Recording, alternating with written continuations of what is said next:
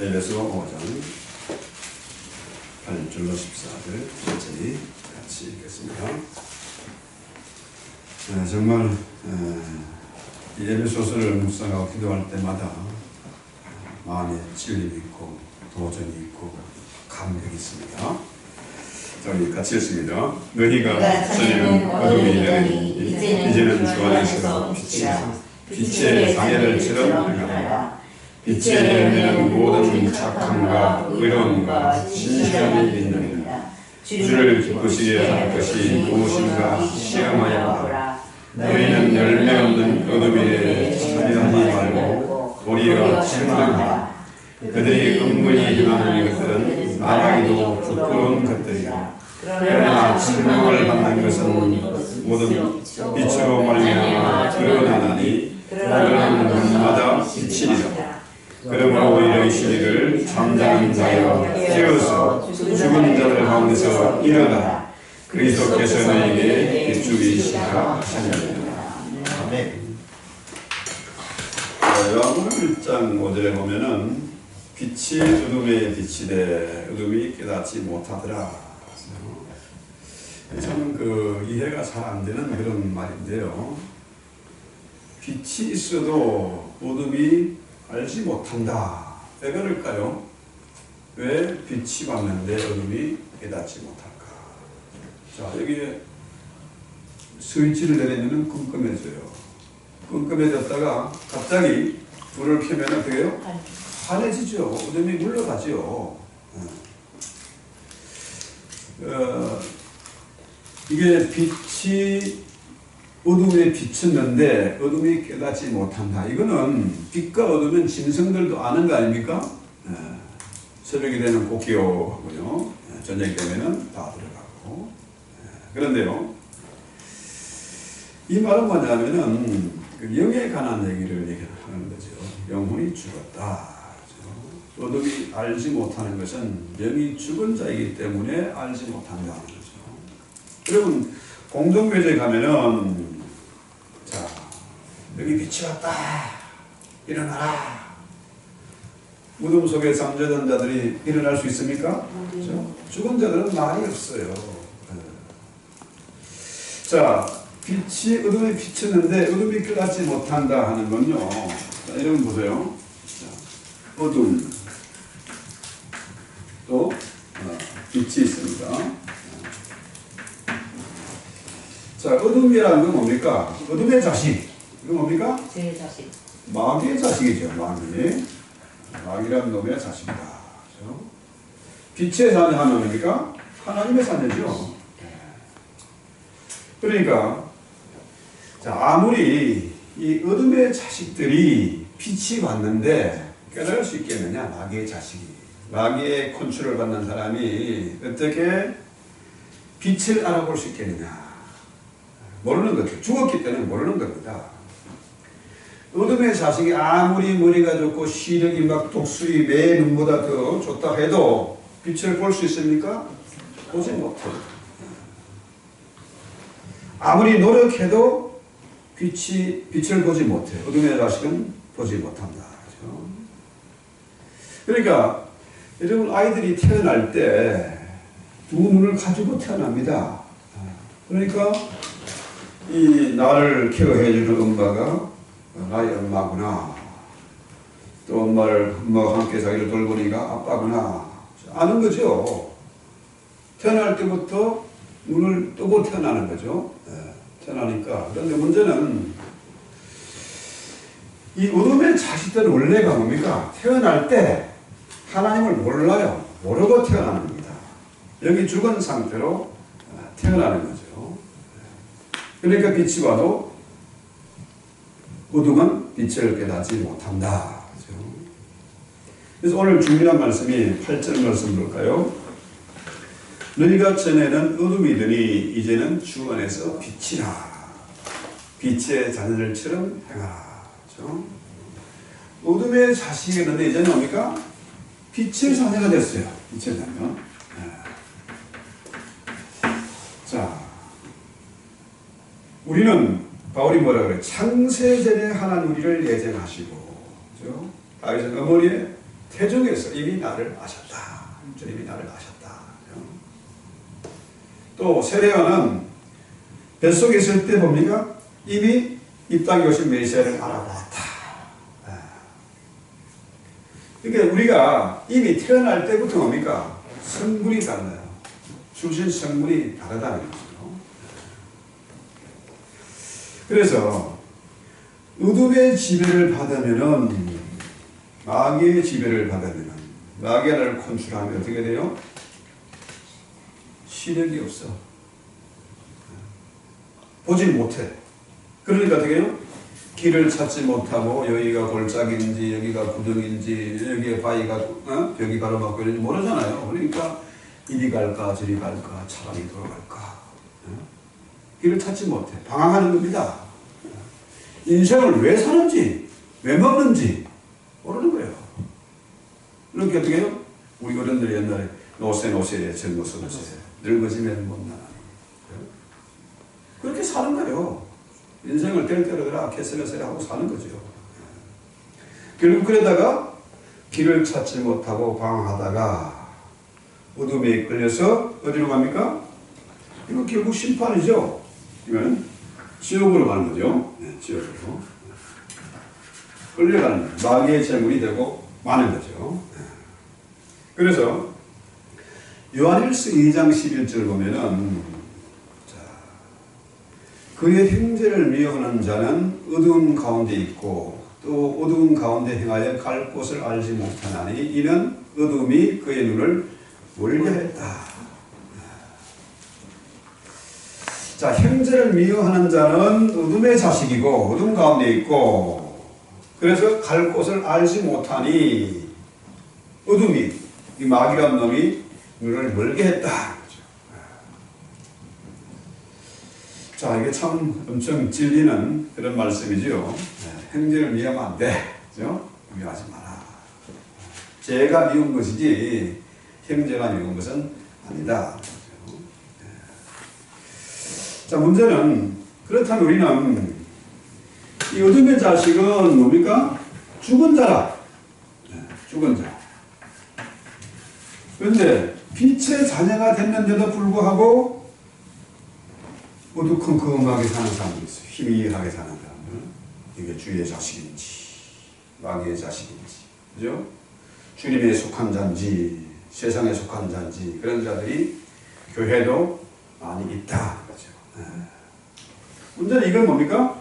이건 죽은 자고 이 가운데서도 빛의 자녀들이 잠자고 있는 자들이 있다는 거죠. 잠자는 자. 잠자는 자가 뭡니까? 슬리퍼죠. 배가 짝이 아니고 잠자는 자, 슬립. 그 성경에 그런 나는 잠자는 자다. 나는 너 잠자는 자 일어나라. 요나보 그러죠. 선장이 요나보 잠자는 자에 일어나라. 자, 문제는 죽은 자, 어둠의 자식도 심판을 받지만은 이 잠자는 자도 어둠에 끌려가면 역시 뭡니까? 심판을 받는 겁니다. 그렇죠? 이거 아주 중요한 말이에요. 그래서 주의 은혜로 우리가 어떻게 해요? 어둠의 자식에서 빛의 자녀가 됐습니다. 그렇죠? 엄청난 복입니다. 그렇죠? 저것들은 보지 못하는 우리는 볼 수 있다는 거죠. 그렇다면은 빛의 자녀는 당연히 빛의 자녀답게 살아가야 된다. 우리가 때로 잠을 잘 수가 있습니다. 하나님을 잊어버리고 살 수가 있어요. 때로 분노하고 막 좌절하고 의심하고 넘어질 때가 있습니다. 그렇죠? 그래서 이 사실을 우리가 깨닫는다고 하면은 아하, 이 마음에 찔림이 있고 도전이 있으면은 마태복음 25장을 봐야 됩니다. 25장 30절에 이 무익한 종을 바깥 어두운 데로 내어 쫓으라. 거기서 슬피 울며 이를 갈미 있으리라. 그렇죠? 그러니까 바깥 어두운데 마귀의 지배를 받는 것, 그죠? 어둠의 세계에서 슬피 울며 이를 갈미 있을 것이라. 그렇다면 우리는 어떻게 될까요? 어둠의 자식이 아니라 우리는 빛의 자녀잖아요. 때로 우리가 잠을 잘 때도 있지만 우리는 뭡니까? 이제는 깨어나야 된다. 그죠? 잠자는 자 일어나라. 깨어나야 된다. 그죠? 그래서 오늘 성경에서 뭐랍니까? 자, 8절 다시 한번 볼까요? 너희가 전에는 어둠이더니 이제는 주 안에서 빛이다. 어떻게요? In Christ죠. 주 안에서. 주 안에서. 우리가 빛은 아니에요. 주님이 빛이잖아요. 주님이 예수님이 이 땅에 빛으로 오셨어요. 그래서 우리를 십자가로 말미암아서 빛의 자녀로 만들어 주셨어요. 그러니까 우리가 주 안에서 빛의 자녀다. 그렇죠? 주 안에서 우리가 빛이다. 그러니까 빛의 자녀가 됐으니까 빛의 자녀처럼 살아라. 그렇죠? 이거 분명히 알아야 됩니다. 주 안에서 빛이다. 자, 우리가 뭐 쉽게 비유해보면 그러지 않습니까? 태양이 빛을 발하잖아요. 태양은 발광체, 빛을 발합니다. 그런데 달은 빛을 발하는 발광체가 아니고 반사체죠. 그 빛을 받아서 달이 떠 있으면은, 보람달이 뜨면 세상을 밝히는 거죠. 달이 스스로 빛을 낼 수 없지만은 태양의 빛을 받아서 빛을 낼 수 있는 것처럼 우리가 어떻게요? In Christ, 주 안에 있을 때 그때 우리가 빛이 되는 거죠. 빛과 소금의 직분을 감당하고 빛으로 사는 거죠. 그래서 자, 달빛이나 별빛이나 참 밤하늘에 보면 아름다워요. 어두운 가운데 보름달이 뜨면 걸어가는데 지장이 없어요. 그래서 우리가 주 안에서 빛이라는 거죠. 빛. 자, 착각하지 마세요. 우리는 어둠의 자식이 아니고 주 안에서 빛이다. 그렇죠? 주 안에서 빛이다. 이게 성도의 정체성, 아이덴티티가 나는 주 안에서 빛이다. 그렇죠? 여러분 지금 우리 자녀들 있지 않습니까? 자, 엄마의 정체성 뭘까요? 이 자식 위해서 정말로 배 안에서 일 딸을 키워가지고 진자리 마른 자리 갈아 누이고 우유 젖을 빨리고 또 이것들이 이제 아장아장 걸어다니면 어떻게 해요? 배 안에 있을 때보다 더 힘들어요. 기어다닐 때보다 빨빨 걸고 다니면 더 힘들어. 자, 학교를 가면 어떻게 해요? 새벽부터 일어나서 아이들 챙겨줘야지. 그렇습니다. 왜? 엄마니까 그 일을 하는데요. 기쁨으로, 찬란한 마음으로, 소망을 가지고 그 일을 하는 거 아닙니까? 우리 한국 엄마들이야 그게 너무 심해서 다르지만, 그래서 우리가 나는 주 안에서 빛이다. 이걸 우리 분명히 선포하고 내 정체성을 분명히 해야 된다는 거죠. 그래서 목사는 목사의 정체성이 있어야 돼요. 그죠? 목사이기 때문에 세상 사람들하고 같이 그렇게 살 수는 없어요. 같이 싸우고 아웅다웅하고 돈에 환장해서 살 수는 없는 겁니다. 왜? 나는 빛의 자녀이고 주 안에서 내가 빛이기 때문에 목사의 정체성이 있기 때문에 세상과 구별된 생활을 해야 된다는 거죠. 그렇다면은 목사뿐만 아니라 우리 성도들도 마찬가지죠. 장로님이나 집사님이나 누구나 마찬가지로 이런 아이덴티티가 필요하다. 그렇죠? 그래서 오늘 빛의 자녀로 살려고 하면 어떻게 해요? 살려고 하면 먼저 가장 중요한 것이 나는 빛의 자녀라는 그런 정체성을 확인하는 그런 믿음이 반드시 필요하다는 거죠. 그래서 9절에 보면은 빛의 열매는 모든 착함과 의로움과 진실함이 있다.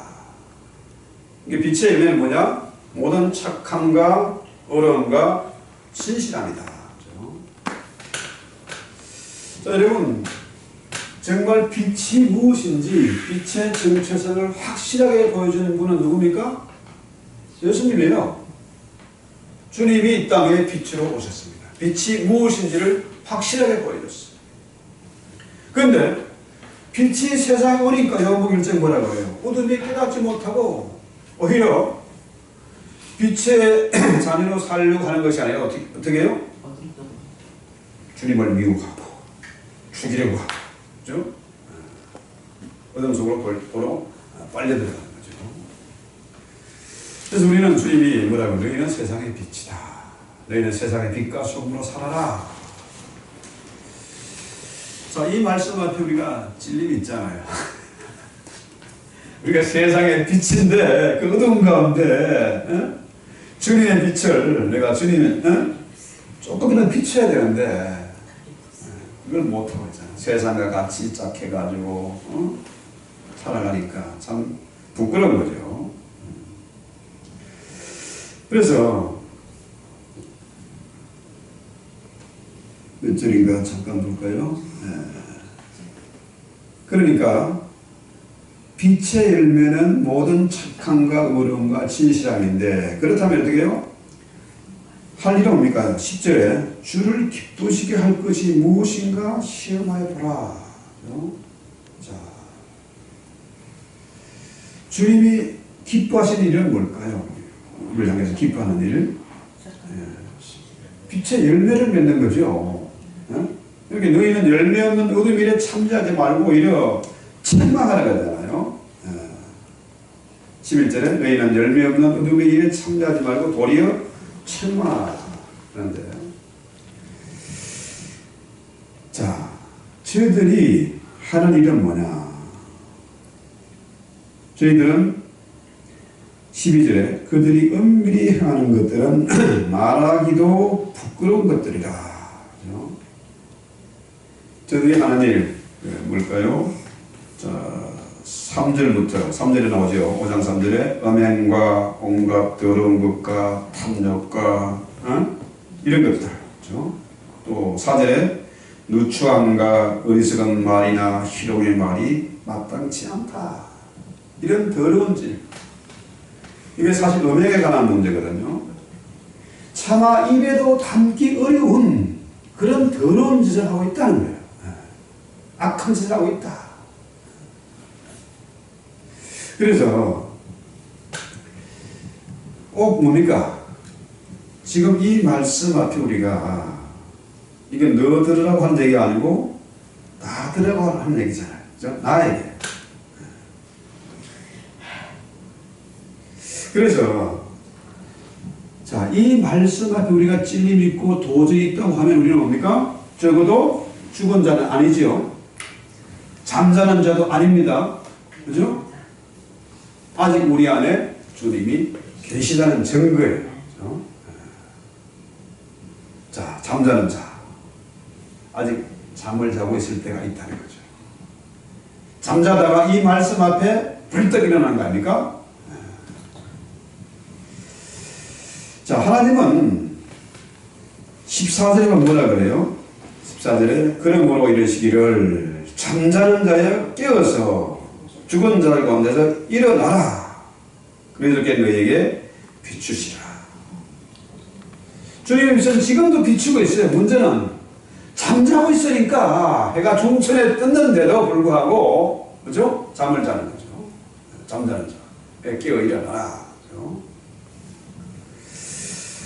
그래서요, 문제는, 자, 내가 이래서는 안 되는데, 목사가 돼가지고, 내가 집사가 돼가지고, 이래서는 안 되는데 하면서도 깨지를 못해. 좀 더 잘해야지. 좀 더 세상에 좀 놀아야지. 그죠? 자, 내가 하고 싶어도 잘 안 되는 이유가 뭡니까? 세상 때문이죠. 자, 세상 환경이 너무나 음란하고 악하고 그죠? 부패하고, 또 내가 뭡니까? 주님 옆에 나가는 것보다는 여기가 더 쉽고 더 재미가 있는 것 같아. 그러니까 결국 뭡니까? 내 마음의 문제고 믿음의 문제, 이 결단의 문제죠. 자, 그래서 주님은 분명히 말합니다. 빛의 자녀들처럼 하라. 너희가 전에는 어둠의 자녀였는데 이제는 주 안에서 빛이니까 빛의 자녀들처럼 살아라는 거죠. 여기 뭐가 필요합니까? 이렇게 살려면은 잠자는 자가 깨어 일어나야 되고 믿음의 결단이 필요하죠. 믿음은 우리가 결단해. 환경의 문제가 아니고 내 마음의 문제고 믿음의 문제가 되는 거죠. 뭘 좀 하자 하면은 생각 좀 해보고. 생각을 왜 합니까? 생각하지 말고 기도해야 되거든요. 그렇잖아요? 생각해보고 그래요. 고민 좀 해보고. 고민하면 어떻게 해요? 반드시 이쪽으로 끌려가게 되어 있습니다. 생각해보고 아니고 기도해. 잠에서 깨어나야 된다. 자, 그래서 내용 하나 그 드라마 같은 데 보면은 저런 게 나옵니다. 어떤 내용이냐면은 뭐 초능력이 있어가지고 저분이 지금 뭔 생각을 하고 있는지도 알아. 깨뚫어봐. 혼자서 중얼중얼 해도 그 소리가 다 들려. 그러니까 이 초능력자가 너무 괴로운 거라. 지금 그 앞으로 무슨 일이 닥칠 줄도 알고 안도 알고 다 아는데 그걸 아니까 그냥 지나치도 못하고 나타나면 또 이상하게 또 휘말리게 되고 이게 너무너무 괴로워. 자, 그런데 반대로 내가 이 사람이 내 속마음을 다 알고 있어. 혼자 중얼거리는 것도 다 알고 있어. 그럼 얼마나 괴로울까? 참 미치는 거죠. 끔찍한 겁니다. 자, 그렇다면은 주님은 우리 안에 계시잖아요. 내 마음속도 다 알고 계세요. 자, 내 모든 것을 다 알고 계시고 다윗이 나오잖아요. 시편에 나의 인 안고 눕고 일어서는 것도 그분이 다 아시는 거야. 그러니 이거 CCTV 이게 문제가 아니에요. 내 안에 계신 주님. 그렇죠? 나의 모든 것을 아시는 주님. 내 생각까지도 다 아시는 건 주님 앞에 우리가 살고 있다. 그렇죠? 또 주님이 빛이니까 그 빛으로 나를 인도하시고 옳은 길을 따라서 인도하시고 또 지키시고 책임져 주신다. 그렇죠? 또 우리는 주님의 주 안에서 빛이니까 세상의 빛으로 우리가 살아가야 되잖아요. 이게 참 중요한데요. 여러분 노숙자들 살아가는 동네 다운타운에 홈리스들 많지 않습니까? 거기 가면요, 그 사람들은 뭐 벤치에 앉는 누워 자는 사람, 그래도 양반이고 괜찮고, 그래도 뭐 그 중에서 그래도 병원이나 이런 데 가가지고 뭐 지하철이나 가서 세수도 하고 하는 사람은 좀 나은데 언제 세수를 했는지 언제 옷을 갈아입었는지 냄새나고 이런 사람 있잖아요. 그런 사람들은 아무렇게나 살아가요. 왜? 얘가 이 모든 환경보다 더 더러우니까 더러운 데 대해서 신경을 쓸 일이 없어요. 화장실 들어가면요, 야, 사람들 정말 지저분하게 쓰는 사람들이 있어요. 저는 들어가서 휴지 떨어지는 거 있으면 다 주워서 쓰레기도 집어넣고 또 뭐 비누 막 해놓은 거 좀 내 손 닦으면서 그걸 또 치우고 나오는데 사람들이 감각이 없어요. 왜? 바탕이 어둠의 자식이니까 원래 더러운 자식들, 악한 일을 하는 사람들이니까 그렇게 살아가요. 자, 어둠은 뭐 죽음이라는 거죠. 죽음. 심판이고 죽음입니다. 근데 빛은 뭡니까? 생명이잖아. 그렇죠? 햇빛이 비춰야 동물도 살고 식물도 살고 아닙니까? 생명의 빛이죠. 그래서 우리가 빛의 자녀가 됐다 이 얘기는 뭡니까? 어둠의 권세를 벗어버리고 빛으로 나아갈 수 있는 자가 되었고 영원한 생명, 영생을 소유한 자가 됐다는 거예요. 그래서 요한복음 8장 12절에는 뭐라고 합니까? 나는 세상의 빛이 나를 따르는 자는 어둠에 다니지 않고 생명의 빛을 얻으리라. 할렐루야. 우리 빛의 자녀다. 우리는 생명을 얻은 자라는 거죠. 생명의 빛을 얻은 자다. 자, 나는 빛의 자녀다. 내가 주 안에서 빛이다. 이런 정체성이 확실하면 뭡니까?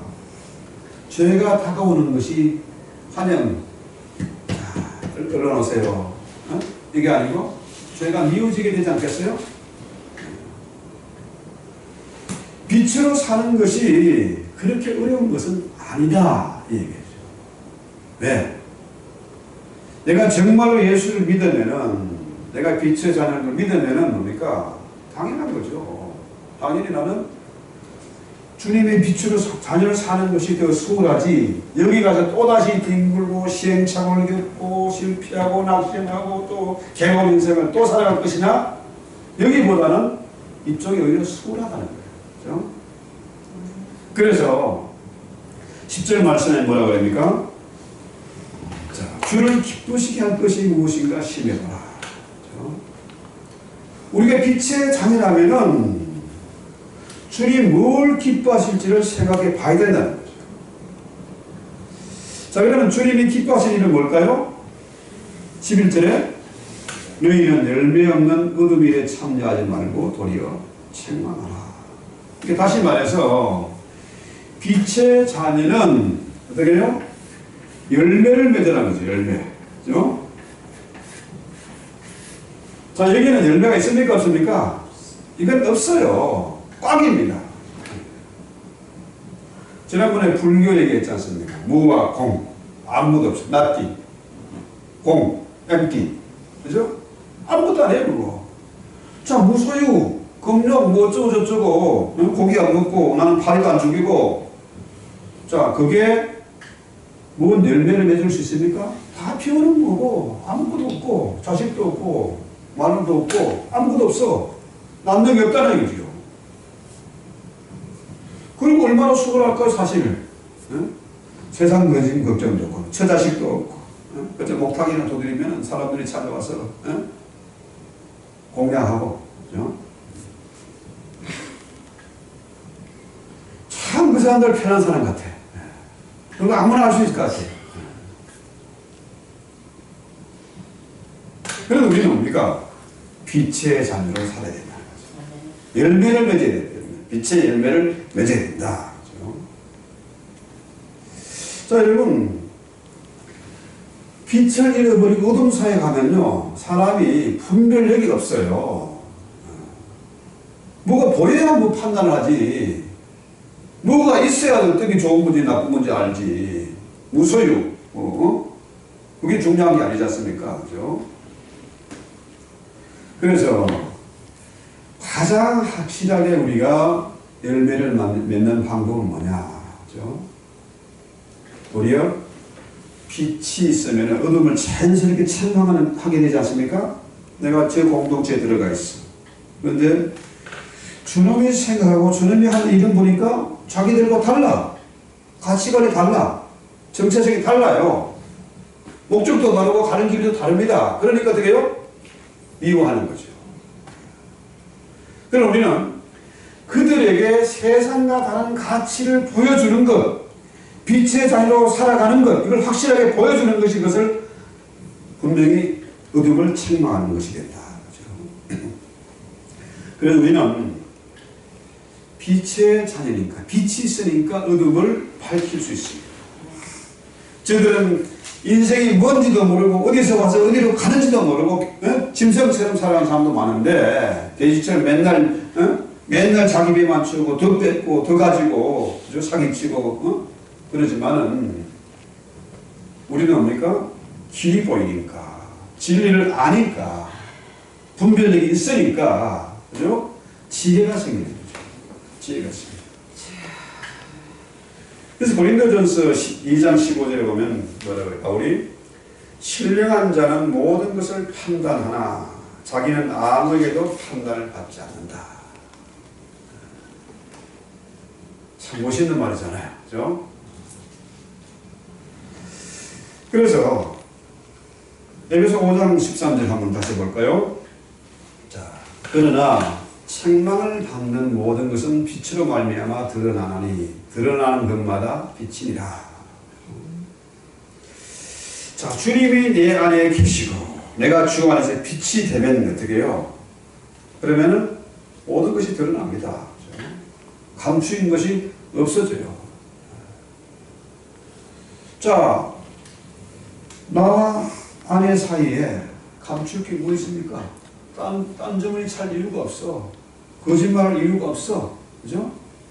편안해.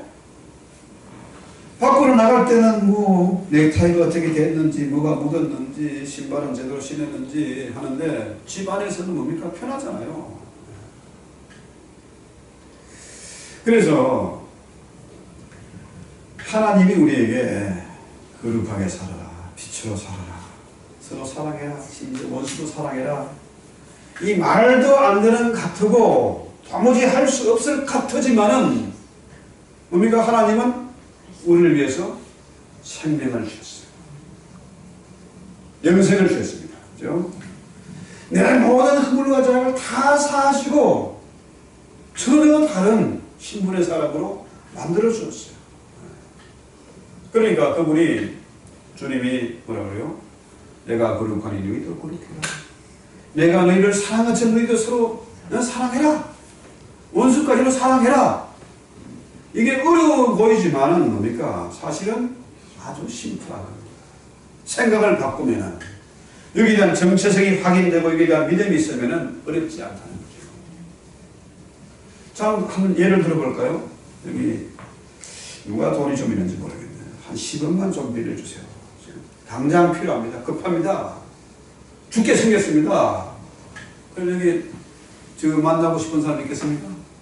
어떤 핑계를 쓰라서 다 도망가지? 네? 그런데 자 봅시다. 저희가 한 2밀리언, 다우전, 빌리언을 줬어. 맡겨놨어. 한 100불만 좀 주세요. 자, 빌리언을 줬는데 100불 가지고 뭐 째짜하게 안 줄 사람 있겠습니까? 그것도 안 줘? 자, 여러분 생각해보세요. 내가 빌리언을 줬는데 100불만 좀 주세요 안 준다? 그건 도둑놈이지. 안 줄 수도 있어요.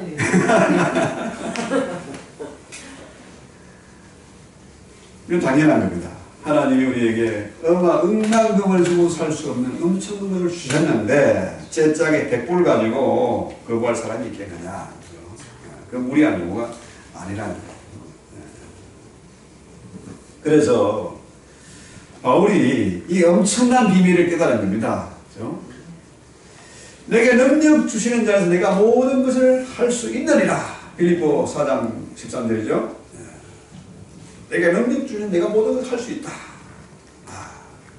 어떤 미치가 이런 말을 할 수 있겠습니까? 제정신 가지고 이런 말 할 수 없잖아요. 그런데 바울은 이 말을 분명히 선포했고 성경에 기록해놨습니다. 왜? 도대체 그는 어째서 저렇게 됐냐? 그죠?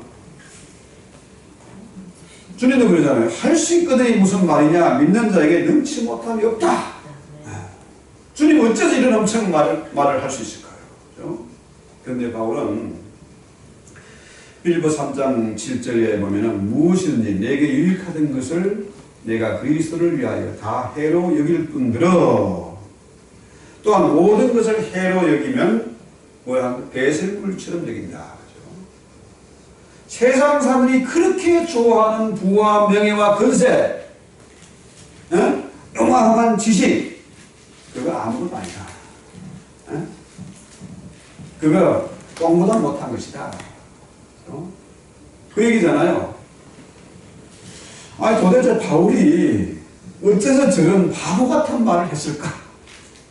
그 좋은 돈을, 그 명예와 건세와 모든 것들을 어떻게 아무것도 아닌 것을 오히려 해가 되는 것으로 이겼을까? 그렇죠? 이해가 됐습니까? 바울에게 도대체 무슨 일이 있었을까요? 바울이 참 천천에 갔다 왔잖아요. 그 셋째 하늘에 가면 천국에 가보니까 너무나 영광스럽고 아름답고 그게 너무너무 좋은 곳이니까 그 영원한 생명을 얻기 위해서는 주님의 뜻을 알고 그 나라가 어떤 나라인지 알았으니까 어떤 것이 귀한 것인지 알았으니까 어떻게요? 세상에 그간 돈 몇 푼 정말 제가 좀 돈 몇 푼 때문에 진짜 기가 막힌 일도 겪었는데요. 어떻게 사람들이 저렇게 쪼잔할까? 저렇게 어떻게 믿지 못할까? 그런데요. 그런 일을 겪으면 제가 너무너무 감사한 것은 오히려 감사가 되는 것은 야 하나님께서 이 일을 하셨구나. 내가 한 일도 아니고 저들이 한 일도 아니고 하나님께서 이렇게 만들어 가시는구나 생각하니까 감사해요. 오히려 자유하게 됐어요. 그래서 바울이 그 모든 좋아하는 것들을 오히려 내 앞길에 가로막는 장애물로 해로운 것을 이겼으니까 다 버렸어. 왜? 주님의 나라에 가보니까 뭐가 귀한지를 알았고 천국과 지옥을 보고 나니까 어디를 가야 할지가 분명해져. 주님 다시 오실 것을 생각하니까 저 형제와 이웃들과 친지들이 어떻게 해요? 앞으로 닥칠 영원한 심판을 바라보니까 어떻게 해요? 눈물 나지요. 내가 뭘 해야 될지 정체성이 분명해지지 않겠습니까? 여러분, 기독교는 금욕하는 종교가 아닙니다. 다 버려라? 주님이 바울처럼 내가 다 버렸다 해가 주님 다 뺏어갔습니까? 아니잖아요.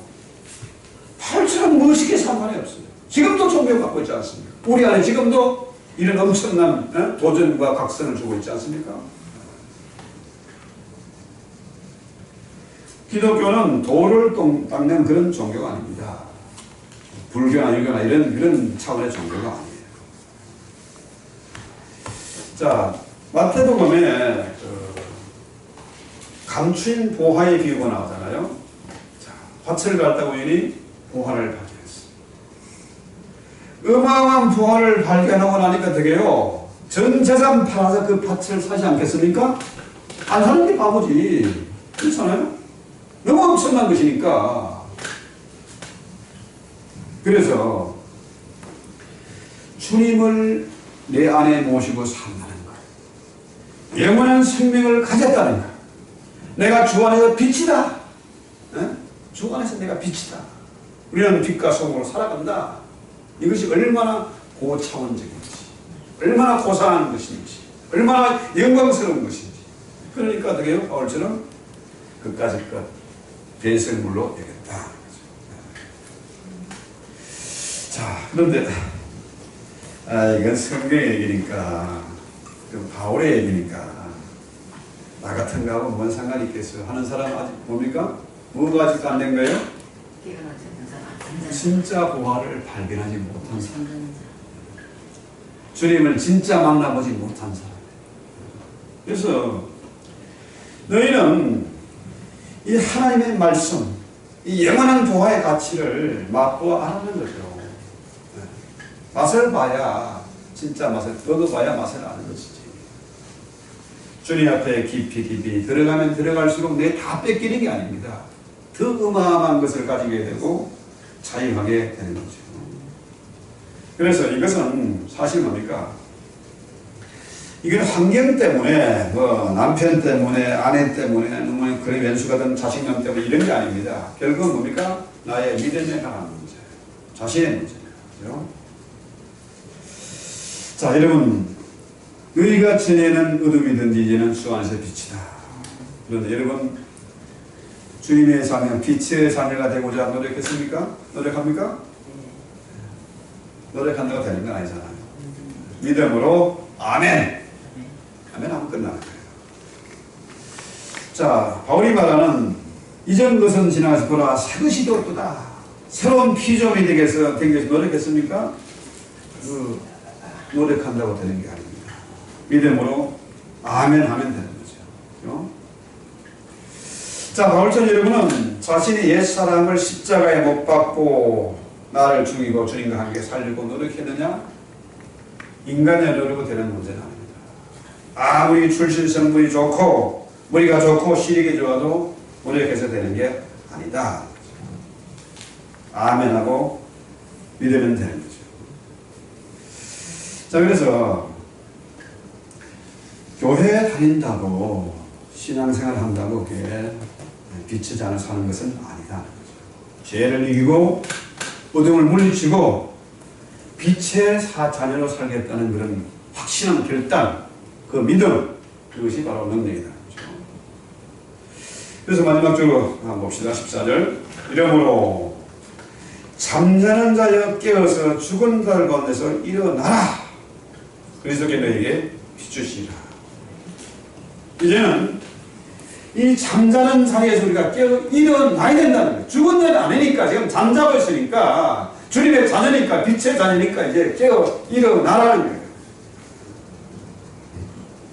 이것은 이 시대의 교회들에게 주시는 주님의 음성이고 성령의 음성입니다. 잠잔다 이 말이 뭡니까? 아까 말씀드린 대로 주님을 믿는다고 하지만은 세상 사람과 교회 안의 성도가 별로 구분이 안 된다는 거예요. 자, 주일날 성경 들고 헌금 들고 교회 가서 예배 드리지만은 세상 사람들과 다른 게 뭐 있냐? 잠자는 자에 이제는 좀 깨어 일어나라는 거예요. 자, 예수 믿는다고 하면서 여전히 탐심이 가득하고 거짓말하고 없는 짓 하고 시기 질투하면은 맨날 근심하고 염려하면서 징징대면은 그건 뭐냐?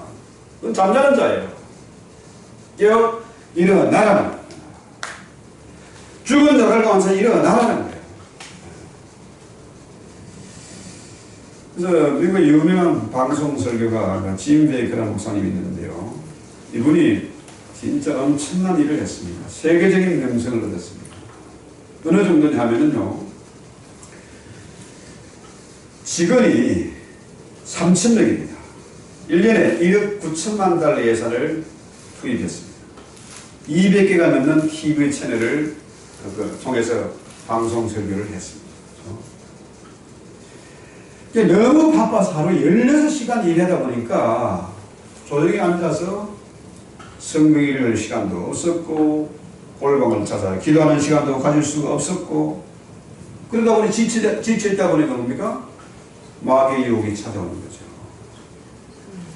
그런데요, 그가 나중에 그 책을 만들었는데 나는 잘못되었다 이런 책을 만들어 출간했어요. 그러니까 감옥에 갔다 나와서 그 책을 출간했는데 거기서 이런 말이에요. 나에게 유혹이 찾아왔는데 나는 그것을 물리칠 수 있는 아무런 무기도 영역도 없었고 하늘의 도움도 없었다.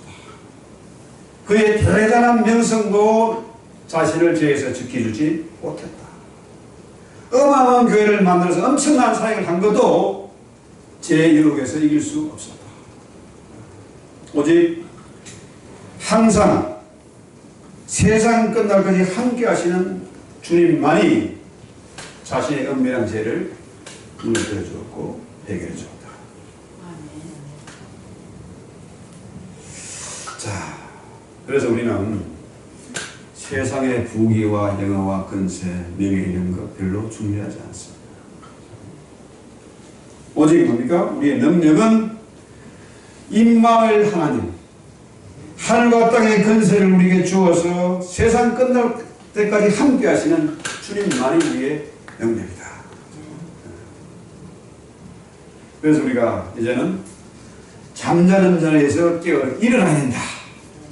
나도 일어나야 되고 교회도 일어나야 되고 이 땅의 모든 교회와 성도들이 일어나야 된다.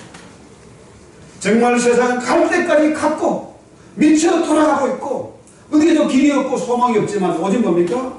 주님의 생명의 말씀만이 그 생명의 빛만이 어둠을 물리칠 수 있다. 그래서 우리가 내 힘으로는 안 되지만 바울처럼 뭘 시켜야 돼. 내게 능력 주시는 자 안에서 내가 모든 것을 할 수 있다. 그렇죠? 우리 찬송하고 기도합시다. 빛의 사자들이여 500기장입니다.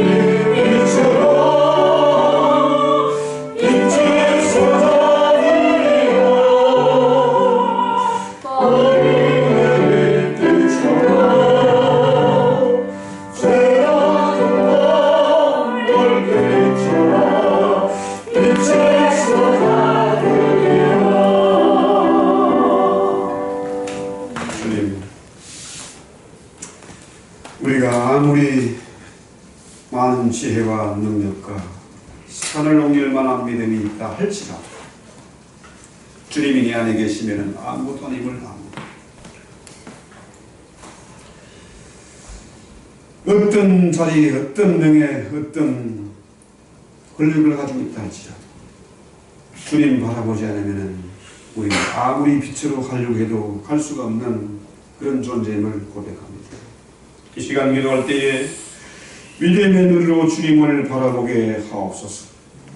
오직 한 분 주님만으로 만족한 그런 인생, 그런 믿음의 성도가 되게 해 주시옵소서. 주님이 내 안에 계시고 내가 주 안에서 빛이기 때문에 어둠을 두려워하지 말고 당당히 물리치며 빛의 자녀로 살게 하옵소서. 이 마지막 시대에 세상의 어둠 가운데 빛을 발하며 이 생명의 복음을 증거하며 세상에서 빛과 소음으로 살게 하옵소서. 오직 주님만 바라보고 주님의 음성을 듣고 주님 말씀에 순종하여 빛을 발하는 성도들이 다 되게 하시고 이제는 잠자리에서 내가 깨어났을 뿐만 아니라 주변의 많은 교회와 이웃들을 깨우는 사명자로 살게 하옵소서. 예수님의 이름으로 기도했습니다. 하늘에 계신 우리 아버지여, 이름이 그 기억임을 받으시오며 나라의 이가옵시며 뜻이 하신같이 그리스도 이루어지이다. 오늘날 우리에게 일용할 양식을 주옵시고 우리가 우리에게 죄진 자를 사해 준 것 같이 우리 죄를 사해 주옵시고 우리를 심에 들까지 마옵시고 강하게 세워주옵소서. 나라와 권세와 영광을 지키게 영원히 있어옵나이다. 아멘.